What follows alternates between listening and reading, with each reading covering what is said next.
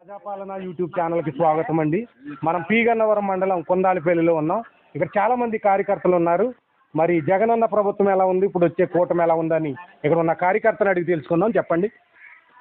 ఏమండి, కొందాలపల్లి గ్రామ పంచాయతీకి అయితే జగన్ పరిపాలన ఏం బాగోలేదండి. అవి ఆశా వర్కర్లు కానీ ఎవరు కానీ ఏమి పరిపాలన సరిగా చేయట్లేదు, ఏమీ అందట్లేదండి. అందుకని మేము టీడీపీ జనసేన ప్రభుత్వాన్ని సపోర్ట్ చేస్తామండి.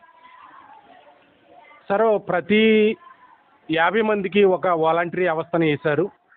ఆ వ్యవస్థ ద్వారా ఎవరైతే మరి దానికి అర్హులు ఉంటారో ప్రతి అర్హుడిని కూడా మరి ఆ యొక్క రేషన్ కార్డు కానీ ఆధార్ కార్డు కానీ ద్వారా అమ్మఒడి కానీ చేయూత కానీ కాపు నేస్తం కానీ దళితులకు కావాల్సిన వసతులు కానీ మరి జగనన్న పెట్టాడు. కానీ మీకు రావటం లేదంటున్నారు. అది ఎలాగనేది ఒకసారి వివరించగలరా? ఏమండి, జగనన్న పరిపాలనలో వాలంటీర్ వ్యవస్థ మాత్రం సరిగా చేయట్లేదండి. అది కూడా సరిగా ఒకరికి అందుతుంది, ఒకరు అందట్లేదని అందరూ ఆందోళన చేస్తున్నారు.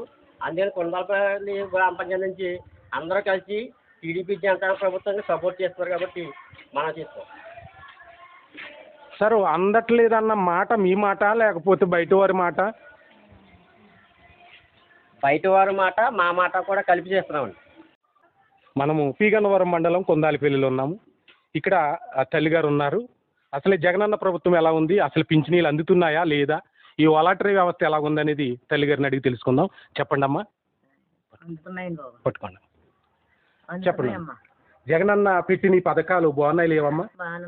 అంటే జగనన్న గారు మళ్ళీ రావాలనుకుంటున్నారా లేదనుకుంటున్నారా? ఓకేనమ్మా. జగనన్న ప్రభుత్వం మళ్ళీ రావాలి. ఎలా ఉంది? పథకాలన్నీ అందుతున్నాయమ్మా? మరి పింఛనీ కానీ వాలంటరీ వ్యవస్థ కానీ అన్నీ బాగున్నాయమ్మా? ఓకేనమ్మా, థ్యాంక్ యూ.